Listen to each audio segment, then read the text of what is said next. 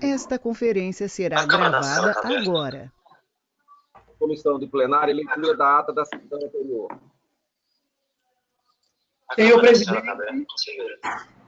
Senhor presidente, como foi informado antes da nossa reunião, solicito a dispensa da leitura da ata, porque nós estamos com uma taquígrafa afastada durante 15 dias.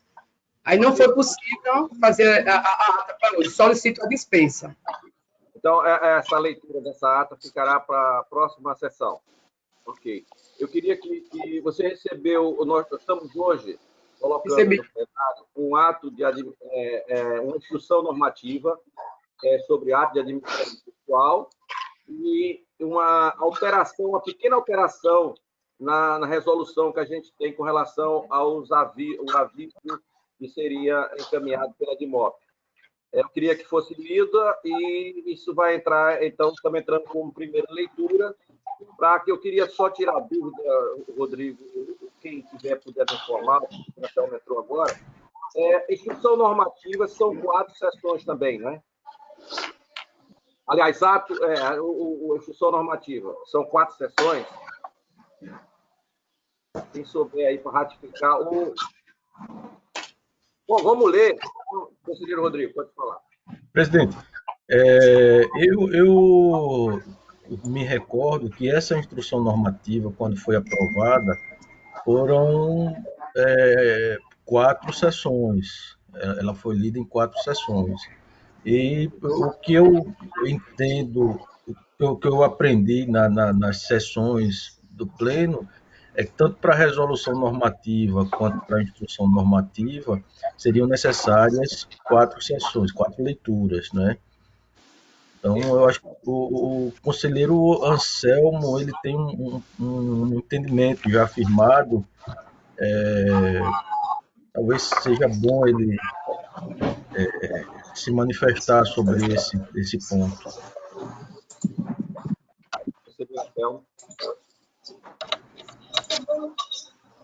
Excelência, eu não entendi, eu já peguei no meio o debate, é sobre o quê? Que instrução normativa?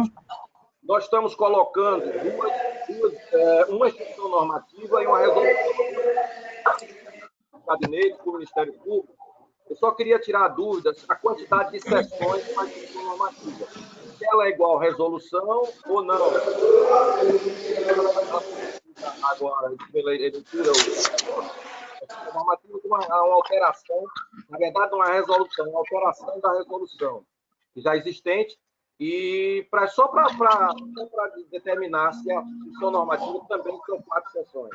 Era isso, se eu puder tirar a dúvida, eu queria. Oi. Excelência, eu não escutei direito. Né? Eu não escutei direito, o áudio de Vossa Excelência estava ruim, pelo menos para mim, mas eu acho que é para saber da tramitação das sessões de validação, de aprovação, de resolução. Eu acessei para ver se tinha saído todo mundo. Mas Excelência, o tribunal ele não traz diferença de aprovação, mas apenas para que serve... Seria a reunião. Tem alguém falando no fundo, eu não estou entendendo. Não, está ativo ainda. Estava formando a reunião. Por favor, mas já sei. Luiz, desliga o áudio. Tem que esperar todo mundo sair para depois eu sair lá no vermelho e encerrar. Tá? Porque tá aberto o áudio. Se alguém entrar sem, ativa de novo, mas... Não, o Anselmo continua. Luiz. Viu? Tá bom. Espera aí. Pronto, conselheiro Anselmo. Eu vou pedir para ele. Ainda está aberto aí o áudio. Só um segundo, que eu estou pedindo aí pelo telefone. Espera aí. Luiz, acompanha aí. Eu acho que o seu áudio está aberto e outros áudios estão abertos e está atrapalhando aqui. Desliga aí por você que controla. Deixa agora. Aí agora os conselheiros você deixa. O conselheiro Anselmo vai entrar agora. Pode entrar, conselheiro.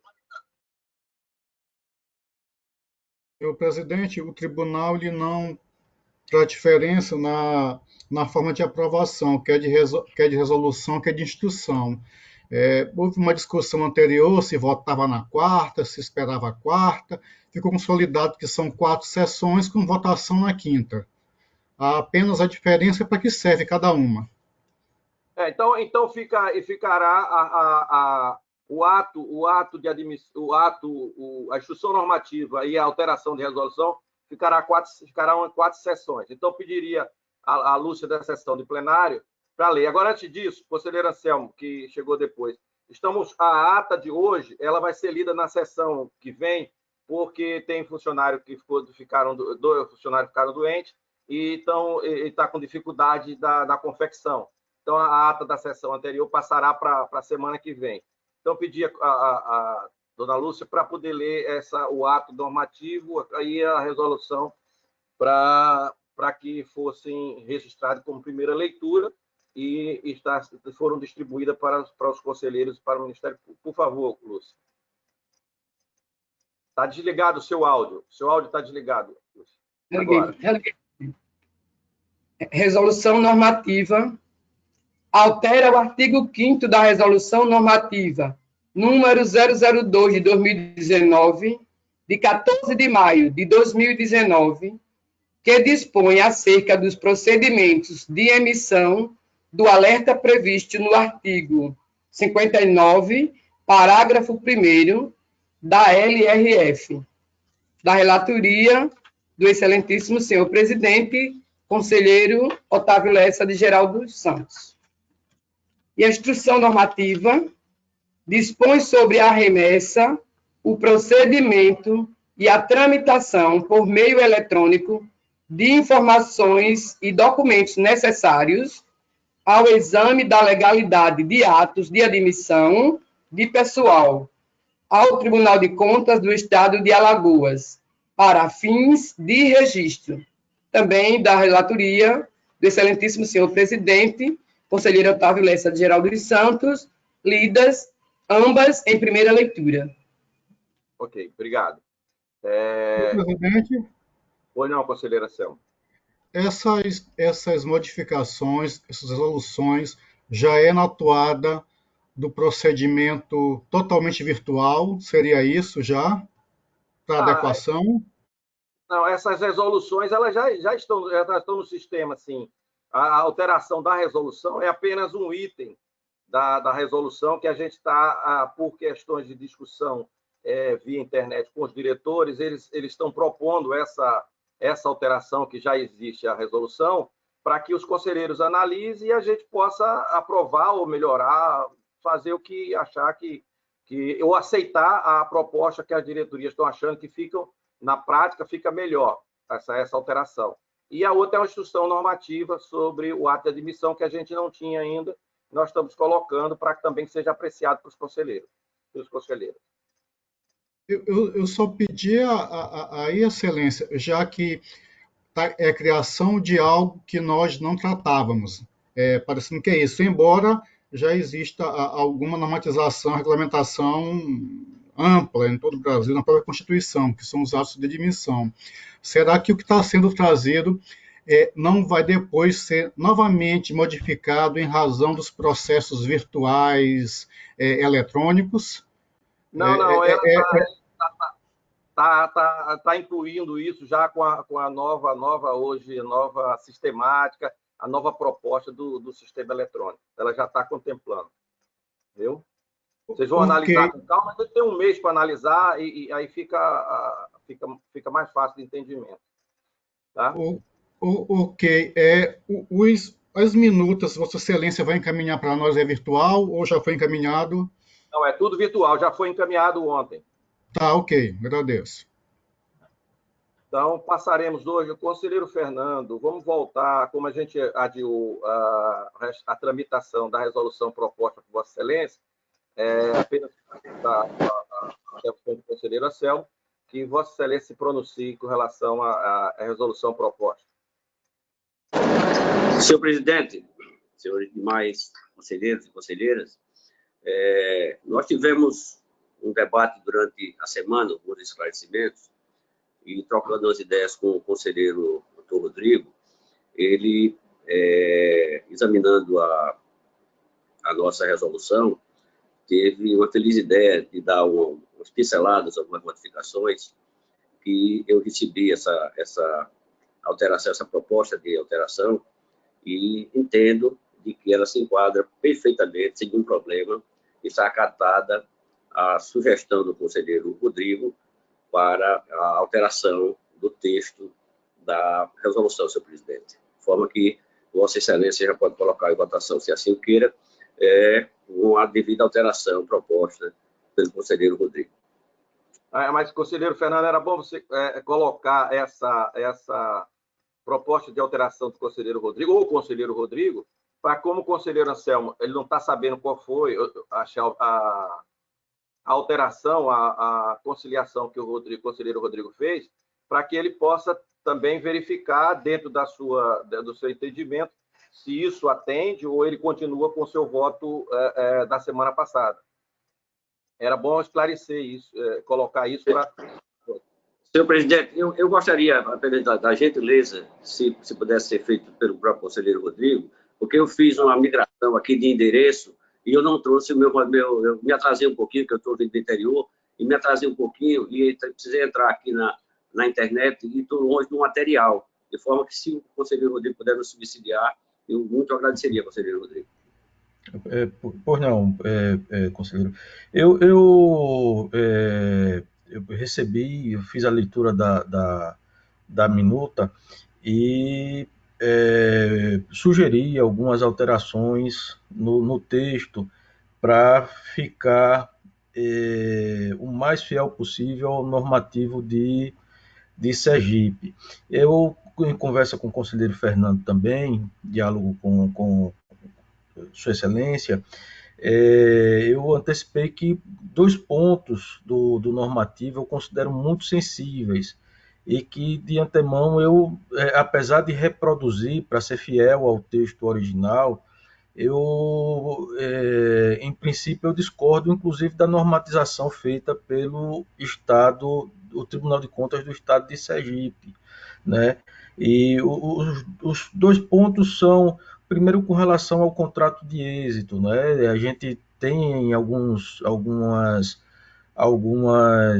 representações em que a gente já se manifestou contrário a esse tipo de previsão contratual, não é? Ainda mais quando a gente tem uma demanda em que não sabemos o valor exato do que está sendo cobrado, e isso, no meu entendimento, com a devida vênia, fica difícil de harmonizar com os princípios constitucionais da previsibilidade orçamentária, não é? Apesar de que o Tribunal de Contas do Estado de Sergipe dessa forma regulamentou, né? O segundo ponto sensível está relacionado ao pagamento antecipado do contrato, né? Advocatício, quando há concessão de cautelar ou de antecipação de tutela, o normativo do TCE de Sergipe permite essa antecipação de pagamento. Muito embora eu tenha encontrado algumas doutrinas dando guarida a esse tipo de procedimento, eu também tenho muita dificuldade em amadurecer essa ideia que, para mim, aparentemente vai de encontro ao que determina a Lei 8666, né? Então, esses 2 pontos são pontos sensíveis no meu ponto de vista, que de repente poderiam ser colocados em votação apartado. Com relação ao restante da minuta, eu apenas sugeri a gente adequar com o normativo anterior que nós temos, a Instrução Normativa 03, que regulamenta a necessidade o tribunal exige que os entes jurisdicionados, os nossos jurisdicionados, adequem toda a Procuradoria Jurídica e o órgão de contabilidade a fim de fortalecer esses órgãos. São também órgãos de defesa de legalidade, de controle de legalidade, né? a fim de que esses órgãos possam estar devidamente aparelhados, inclusive com recursos humanos, para fazer esse tipo de demanda, de defender nesse tipo de demanda.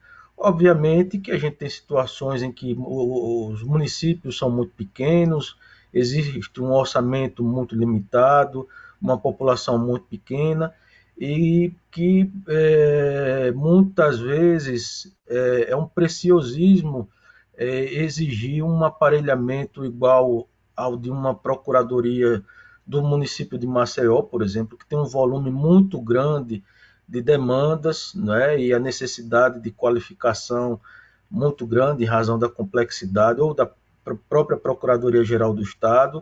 Então, existem municípios que essa exigência ela tem que ser com a devida sensibilidade, sem vedar, obviamente, a contratação para aquelas demandas mais especiais, né, que exijam uma maior complexidade. Então, na minha sugestão foi apenas de fazer, com relação a esse ponto que não é sensível, no meu modo de ver, fazer adequação com a instrução normativa, salvo engano, 03 de 2016, que regulamenta a necessidade de estruturação dos órgãos de advocacia pública e de contabilidade pública nos nossos jurisdicionados municipais. Então, são esses pontos, conselheiro Otávio, que eu antecipei para o conselheiro Fernando no diálogo que nós mantivemos, né? Principalmente essa dificuldade nesses dois pontos que eu considero sensíveis. Nos demais, não, eu estou de acordo com a aprovação. E aí ficou Excelência. Oi, não, conselheiro. Excelência, já que aparentemente uma nova proposta não tem um texto consolidado, pelo menos eu acho que não tem, eu acho que ou se votava da forma que foi apresentada, ou então se reabriria para nova discussão com um texto consolidado, até para que possamos novamente ler e verificar as eventuais modificações para ver se há alguma adequação, como foi falada, e haja, desculpem, a possibilidade de aprovação. Eu fico muito inseguro, porque a ideia que eu tenho, a visão que eu tenho foi com base naquele texto que foi enviado anteriormente. Então, com base naquele texto, eu construí aquele voto. E até acrescentaria aquilo que o conselheiro Rodrigo, desculpe, falou, é a questão, além de homenagear a advocacia pública, mas homenagear no sentido de vê-la aí funcionando nos vários municípios, claro, evidentemente, naqueles em que isso puder ser feito, se não em todos, mas na maioria acredito que possa ser feito, mas também a questão, não vou falar isso numa mera hipótese, ainda continuando aquela situação do texto anterior, eu entendo que também eu reitero a referência a nossa, não sei assim de cabeça, mas é um desses instrumentos, ou resolução ou instituição normativa, em que há clara a previsão de como devem proceder os entes para se contratar na forma do artigo 25, tanto serviços contábeis quanto serviços advocatícios. Isso já estaria, inclusive, normatizado por nós. Aí que eu acredito que para os jogadores ficaria sem ter um texto consolidado, sem ler, sem refazer as pesquisas, olha, isso realmente foi debelado, ou ok, aqui teve uma evolução, talvez a gente possa dessa forma. É a minha sugestão, senhor presidente. Conselheiro Fernando.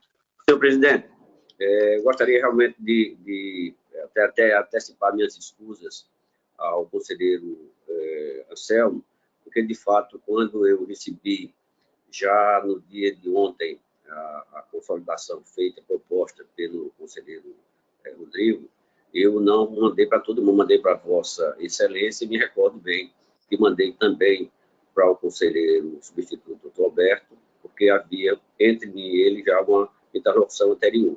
Mas é pertinente, entendo pertinente a preocupação do conselheiro Anselmo, até mesmo porque, diante dessas novas considerações, é possível até a revisão do funcionamento de Vossa Excelência, conselheiro. Então, eu sugiro a Vossa Excelência, então, senhor presidente, distribuir essa nova roupagem, esse novo texto proposto e aceito por mim, pelo conselheiro Rodrigo, e encaminhar para todos os demais gabinetes para que nós possamos, então, concluir essa votação na próxima sessão, se assim for possível, senhor presidente.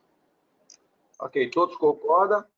Vai prorrogar para a próxima sessão. Conselheiro Rodrigo? Concordo. Também, concordo. Conselheiro Alberto? Concordo também. Conselheiro Anselmo?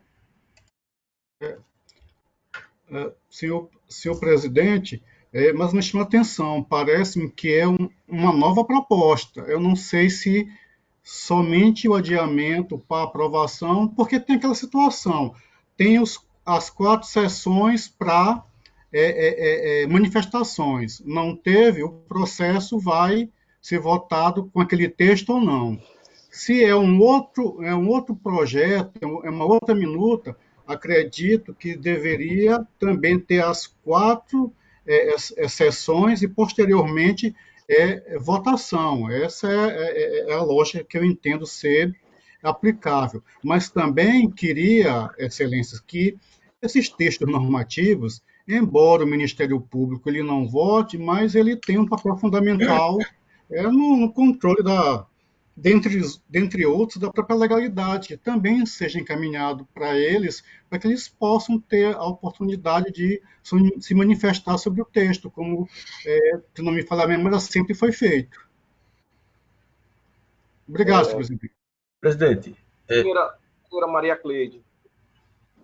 O conselheiro Rodrigo está querendo falar, presidente. Gostaria de ouvir o conselheiro Rodrigo.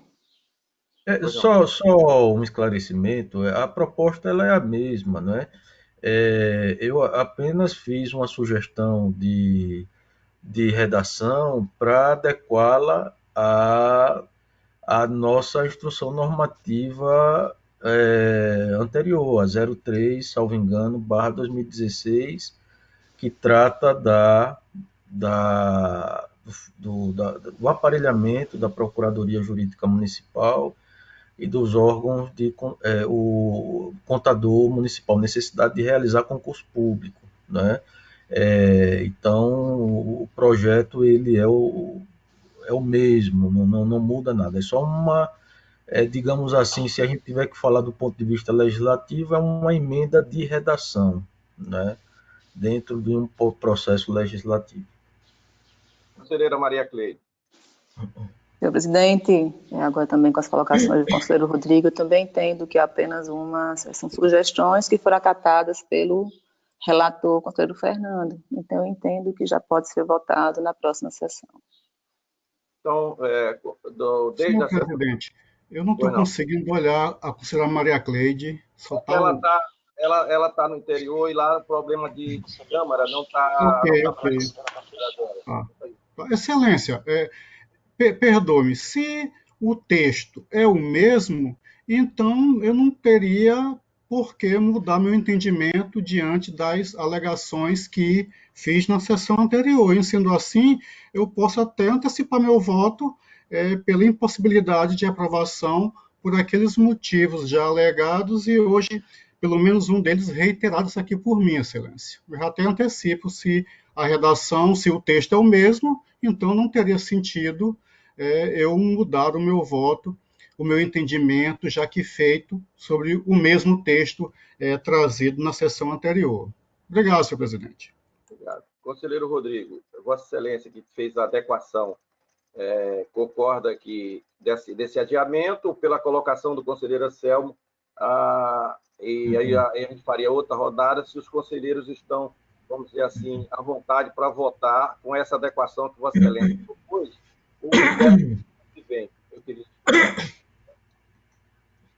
Presidente, eu me sinto à vontade para votar no dia de hoje, né? Eu apenas ressalto essa não concordância, essa divergência com devida vênia com relação ao normativo do Tribunal de Contas de Sergipe, né? Esses dois pontos que eu considero muito sensíveis. Então, mas quanto ao ponto principal, que é a cabeça do artigo 1º, o caput, eu estou de acordo e votaria pela aprovação. Conselheiro Alberto. Conselheiro Alberto. Isso. Bom, presidente, fazendo um paralelo, inclusive com outros normativos, né? Eu não sou nenhum jurista, mas como há uma modificação importante, né, no corpo dessa resolução, e o conselheiro Anselmo não teve, né, acesso a isso, e até outros conselheiros, não sei, realmente eu recebi, né, eu acho que realmente deveria ter reaberto esse prazo para, inclusive, discussões, entendeu? A respeito desse novo texto. Essa é a minha opinião.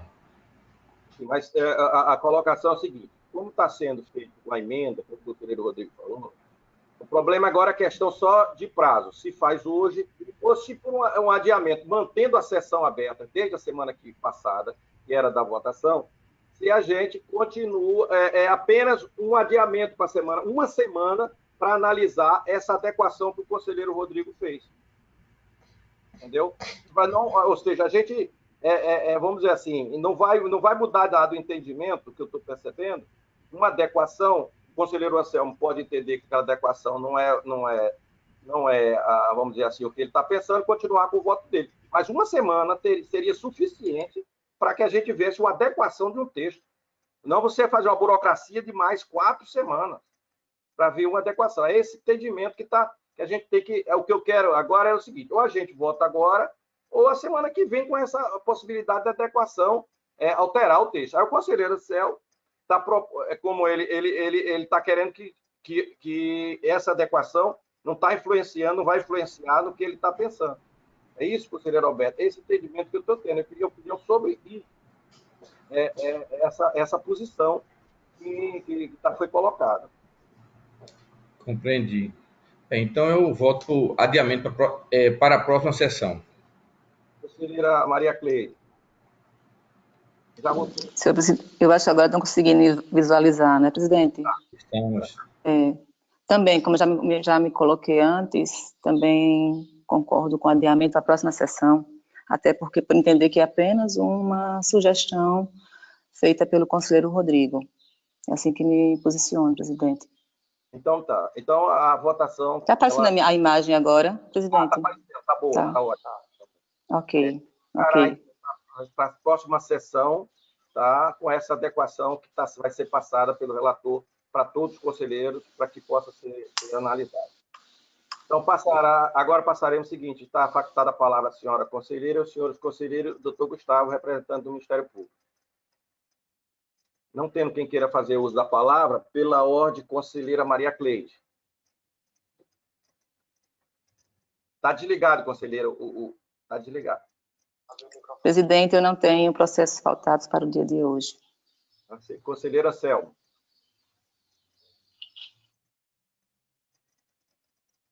Senhor presidente, eu tenho um processo pautado para o dia de hoje, é uma consulta do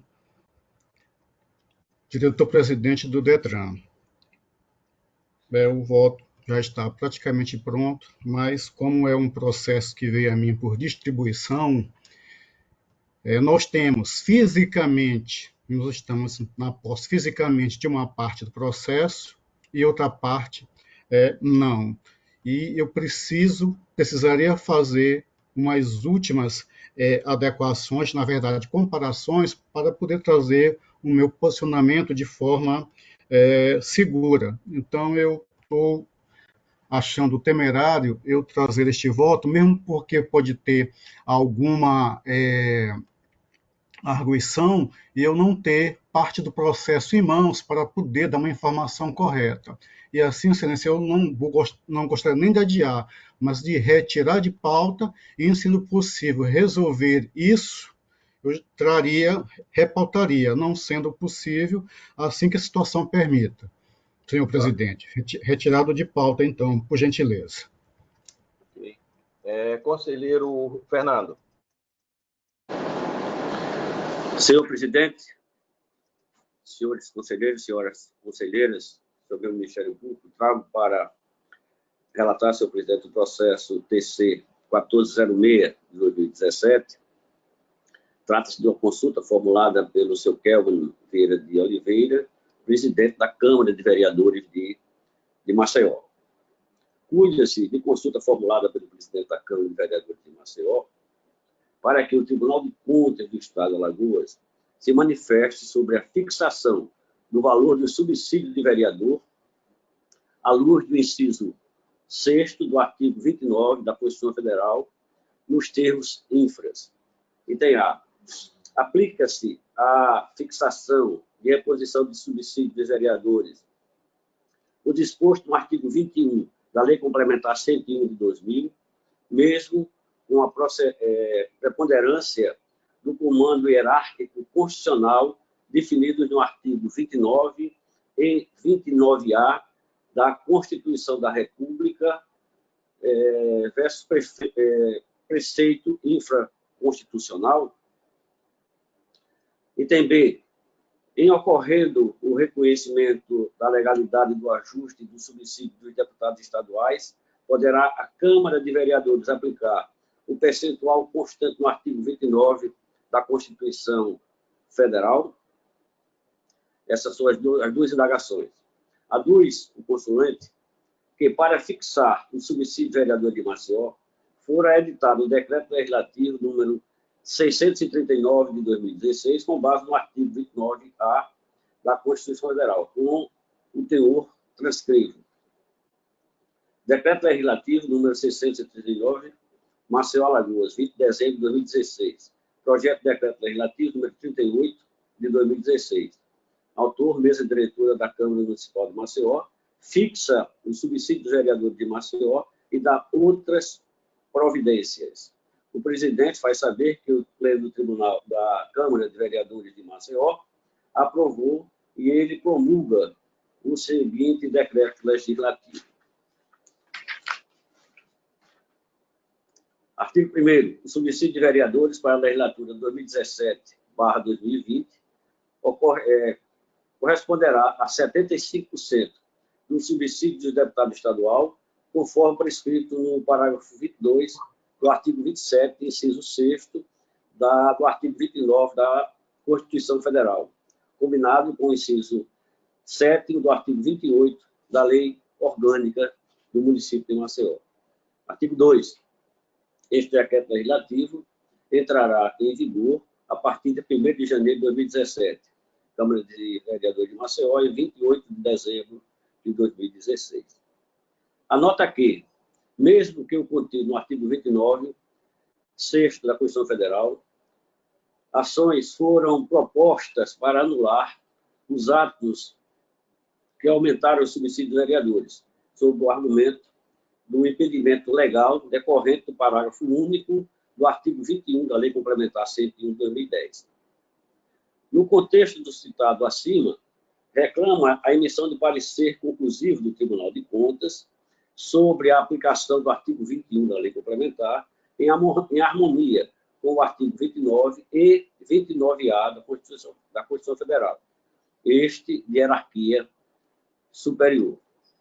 Recepcionados os atos no Tribunal de Contas para cumprir o ditame da instrução contida no regimento interno desta Corte de Contas, o processo foi encaminhado ao gabinete da conselheira substituta, doutora Ana Raquel Sampaio, para emissão de parecer, quando assim ainda era o trâmite normal desta Corte de Contas. No gabinete da conselheira substituta, doutora Ana Raquel, foi exarado o parecer de número 023 de 2017, emendado nos termos infra. Consulta, aplicação de normas infraconstitucionais quando da fixação do subsídio dos vereadores, inexistência de conflito de normas, interpretação sistemática, necessidade de observar o postulado do princípio da anterioridade. Após a emissão de parecer supracitado, os autos foram encaminhados ao Ministério Público de Contas para análise. No setor, o Procurador de Contas, Dr. Gustavo Santos, que hoje é Procurador-Geral, exarou o parecer de números 1302, 2019, e nesse momento, imagino eu, será por ele defendido. Em apertada síntese, senhor presidente, é o relatório. Doutor Gustavo. Senhor presidente, senhoras conselheiras, senhor conselheiro, senhores... O Ministério Público opina pela admissibilidade da denúncia e da consulta e que ela seja respondida nos seguintes termos.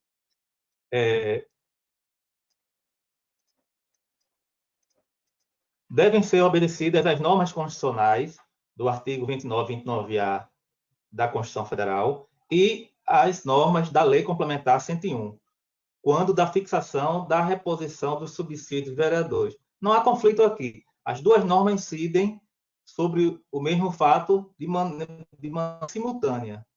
Não é possível haver vinculação entre a remuneração dos agentes políticos vereadores com a dos deputados estaduais. Logo, essa resolução que foi elaborada pela Câmara Municipal de Maceió, que fixou o valor do subsídio da legislatura em 75% do subsídio de deputado estadual, ela é inconstitucional. Ok.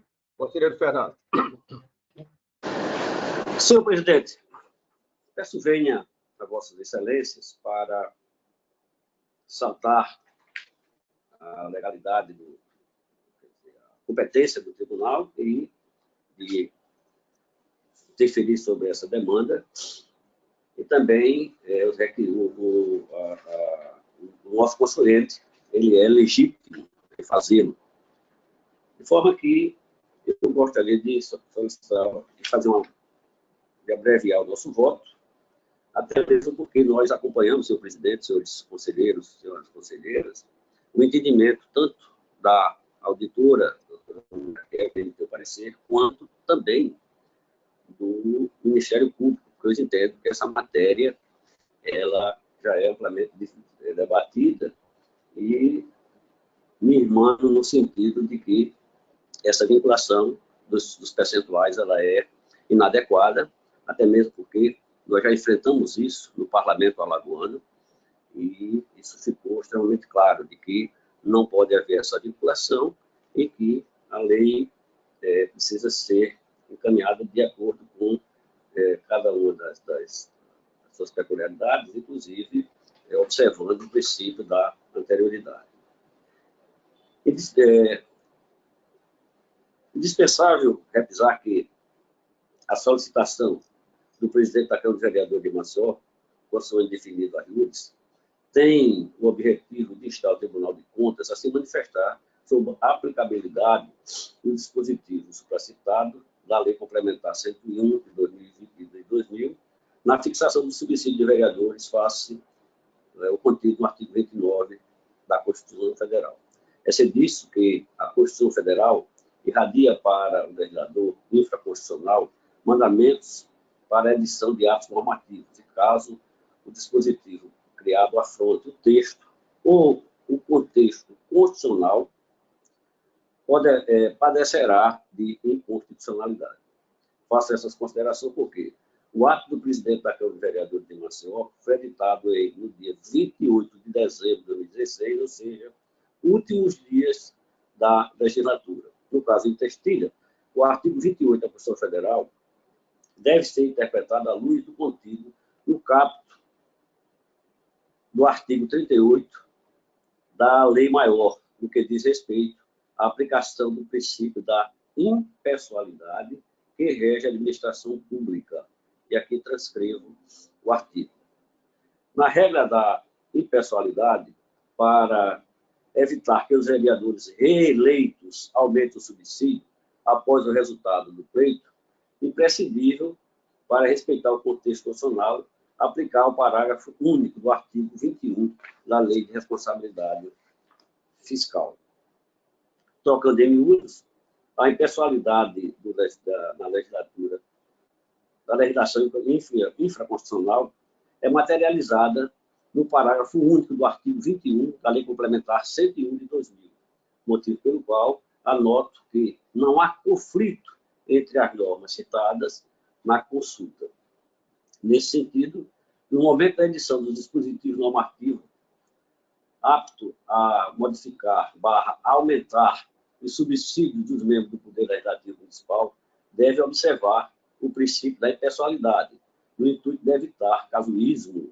Neste sentido, retiro excerto do parecer de número 023/2017 da lavratura da senhora conselheira substituta, doutora Ana Raquel.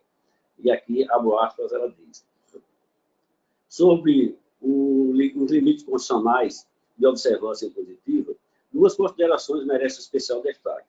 Uma quanto à interpretação para a doutrina e jurisprudência, vem conferindo ao texto do inciso 6º do artigo 29 da Constituição Federal, especificamente sobre períodos limite para a fixação de subsídios dos vereadores, e duas quanto à forma de fixação dos subsídios pré-falados.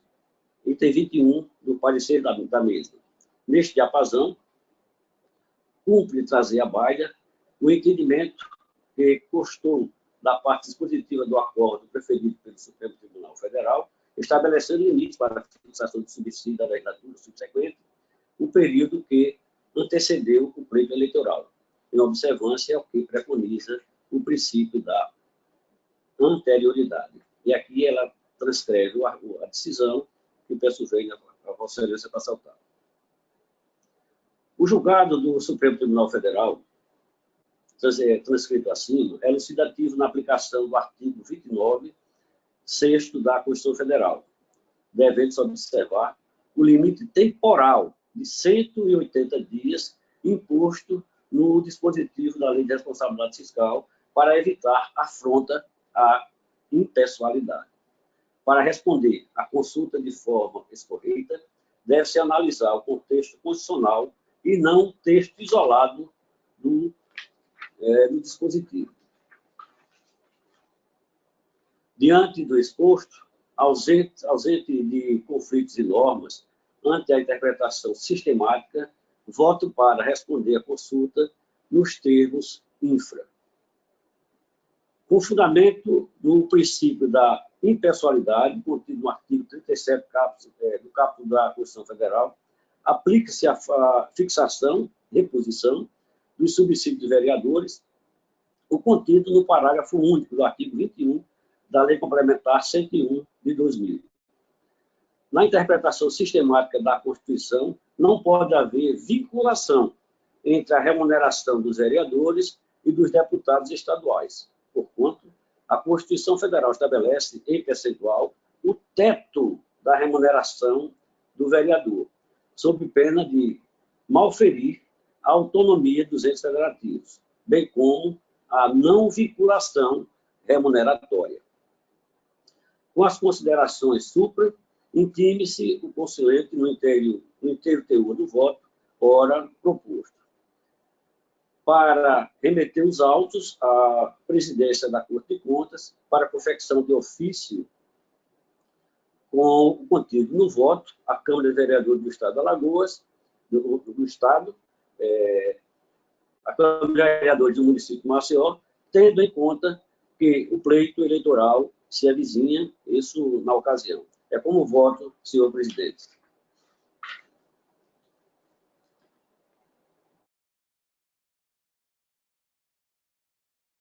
Em discussão, o processo relatado pelo conselheiro Fernando. Senhor presidente, na relatoria do conselheiro Fernando, parece que eu vi algo a respeito da inconstitucionalidade de determinado decreto legislativo, acho que foi nesse sentido, e eu não vi esse enfrentamento no voto do conselheiro. ou é apenas uma argumentação que foi feita, mas que não é o objeto da consulta? Eu fiquei nessa dúvida. Conselheiro Fernando. De fato, senhor presidente, nós fizemos essa observação, mas não consta no corpo da consulta algo sobre a proporcionalidade ou a legalidade do ato. Conselheiro Anselmo. Excelência, eu ainda... Excelência, e como é que saiu esse termo da inconstitucionalidade? Foi o parecer ministerial que alegou ou foi também questões outras não principais ao objeto, doutor Gustavo? Senhor presidente, posso falar? Tá, pode. A questão dessa inconstitucionalidade eu vislumbrei agora, porque quando o conselheiro relator fez o relatório, eu verifiquei essa incongruência na vinculação, mas ela não faz parte da consulta. Eu aventei agora de forma a enriquecer só o meu pronunciamento, entendeu? Conselheiro Anselmo. Excelência. Mas, de qualquer forma, há alegação de uma inconstitucionalidade do decreto-lei. Será que nós não deveríamos tratar do assunto? Faça a sugestão, conselheiro, ver se o conselheiro relator aceita. Qual é a sua sugestão no resumo do voto dele? Porque se está levantada a questão da inconstitucionalidade, acredito que o tribunal deveria também tratar do tema. Presidente, se me permite, eu ouvi atentamente o relato do conselheiro Fernando. O decreto, me parece que ele não é objeto de consulta, ele é citado como justificativa para a consulta que está sendo formulada. Então, a consulta, a pergunta que foi feita, inclusive eu estou com cópia aqui do parecer do Ministério Público de Contas, que a minha assessoria baixou da nossa intranet, e a pergunta que é formulada, ela não trata especificamente do decreto, né? Eu estou trazendo esses argumentos só para a gente tentar enriquecer aqui um pouco mais a discussão. O decreto ele é citado pelo presidente da Câmara apenas como justificativa para as duas perguntas que ele fez. Então, me parece que essa demanda que nós temos aqui não trata do enfrentamento do decreto, se ele é inconstitucional ou não. Obviamente que esse raciocínio é importante para que a gente possa extrair uma conclusão quanto às perguntas que foram feitas, mas esse não é o objeto principal da pergunta que foi formulada pelo presidente da Câmara. Conselheiro Anselmo. Excelência, exatamente isso, porque aí nós deveríamos realmente, não no controle concreto, decretar a inconstitucionalidade, por assim dizer, mas exatamente, incidentalmente, é exatamente isso que o tribunal faz. E quando é citado o decreto-lei, será que não há um quê como referencial, não há um quê de caso concreto de uma consulta, ele consulta e logo com base no decreto-lei. Parece que foi isso que eu entendi. E o tribunal, exatamente. E o tribunal, até que haja modificação disso, ainda parece que é competente, já que foi levantada a questão da inconstitucionalidade. Caso contrário, vai parecer que, a depender do resultado da decisão, uma decisão ambígua. Não afastamos, não analisamos a questão da constitucionalidade, mas aí emitimos uma consulta em caráter normativo, afirmando de outra forma que o decreto-lei, ele permanece, ele é sadio. É essa ambiguidade que eu não consigo entender. Só alguns pontos que eu gostaria de firmar é que eu acho que esse instrumento, a consulta, acho não, a gente sabe que ele não é o adequado para impugnar em concreto o ato normativo que foi baixado pelo Poder Legislativo Municipal. Tá? Seria através de outro tipo de demanda. A gente está aqui analisando uma consulta para responder em abstrato duas perguntas que foram formuladas pelo presidente da Câmara. Né? Talvez no momento em que ele justificou a necessidade das duas perguntas, ele tenha trazido essa confusão aqui para o nosso para a gente, mas as perguntas não versam sobre o decreto. Em nenhum momento ele toca no decreto legislativo que aumentou, que reajustou a remuneração dos vereadores. Ele apenas justifica, traz como uma justificativa para aquelas duas perguntas que foram formuladas. Ok. Conselheiro Fernando. Senhor presidente, veja bem, eu entendo a preocupação do conselheiro Anselmo, mas eu não me senti à vontade de atacar essa questão da constitucionalidade, até mesmo porque não fora, como muito esclarecedor, na posição do Ministério Público e da própria Conselheira Substituta, a baila essa questão. Então, eu mantenho essa minha posição, senhor presidente, de encaminhar a discussão da forma como é apresentado esse voto. Ok. Então, vamos colocar em votação. Conselheiro Rodrigo. Presidente, eu estou acompanhando o relator. Conselheira Maria Cleide. Presidente, também acompanho Acompanho o relator. Conselheiro Anselmo. Excelência, olha, tendo em vista a questão da constitucionalidade ou não levantada, eu acredito que nós deveríamos, mesmo que incidentalmente, exatamente por isso, decidir sobre ela.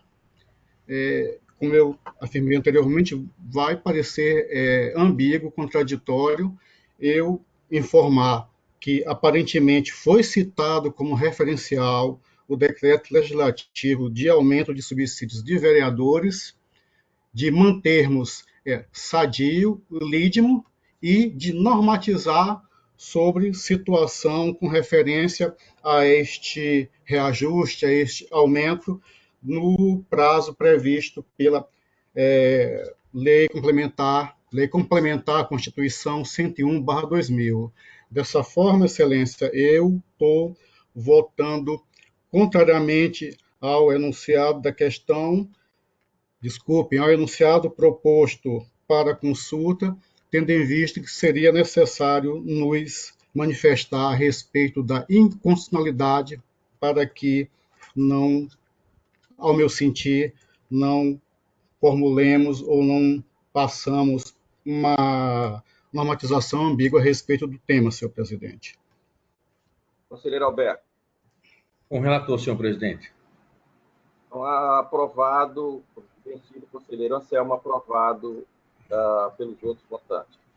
Continua com a palavra o conselheiro Fernando.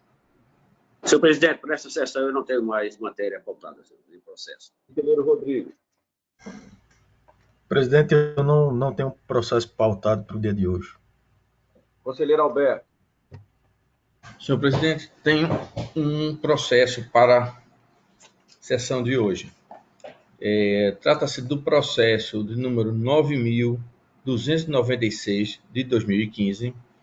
A unidade responsável é o Fundo Municipal de Assistência Social de São Miguel dos Milagres e o gestor, o senhor Edilson Manuel da Silva. Tratam os autos, é um recurso de reconsideração interposto pelo senhor Edilson Manuel da Silva, gestor do referido fundo, que não enviou no prazo regulamentar a esta Corte a segunda remessa do SICAP de 2014, que corresponde às obrigações dos meses de março e abril de 2014, descumprindo a Instrução Normativa 2 de 2010. O Pleno desta Corte de Contas decidiu, em acórdão de número 1472 de 2017, pela aplicação de multa ao gestor no valor de R$ 2.429, sendo este notificado a decisão através do ofício 1358 de 2019, Funcontas, juntamente com a guia de recolhimento, para que fosse procedido devido pagamento.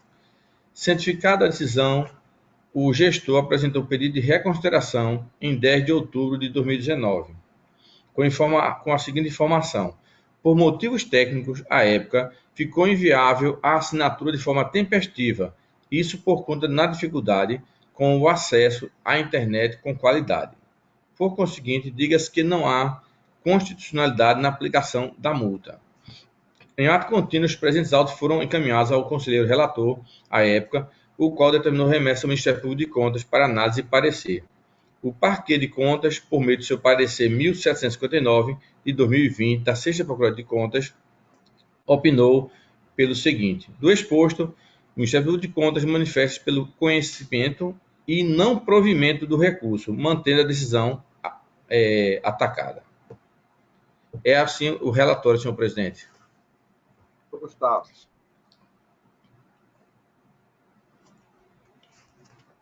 Doutor Gustavo.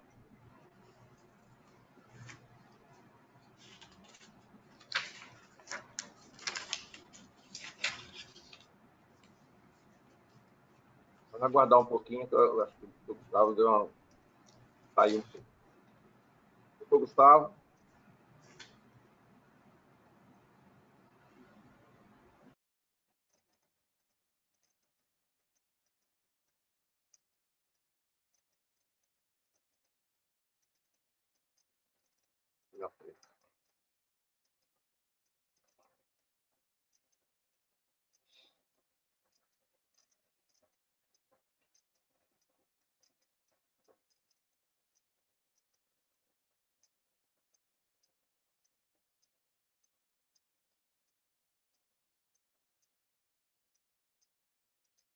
Tentando falar com ele por telefone. Acho que o Alberto está falando também.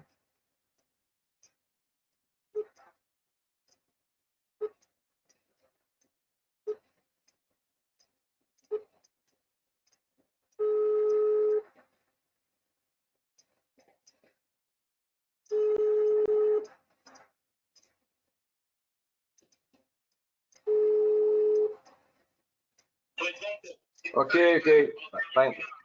Tá legal. Ele tá entrando aí. Já estou aqui, viu? Estou aqui já. Opa. A palavra está com você. É o Alberto. Senhor, desculpe, eu tive que colocar minha filha lá na aula dele online. Conselheiro Alberto, finaliza aí para ele, para o doutor Gustavo atualizar ele. Pois não.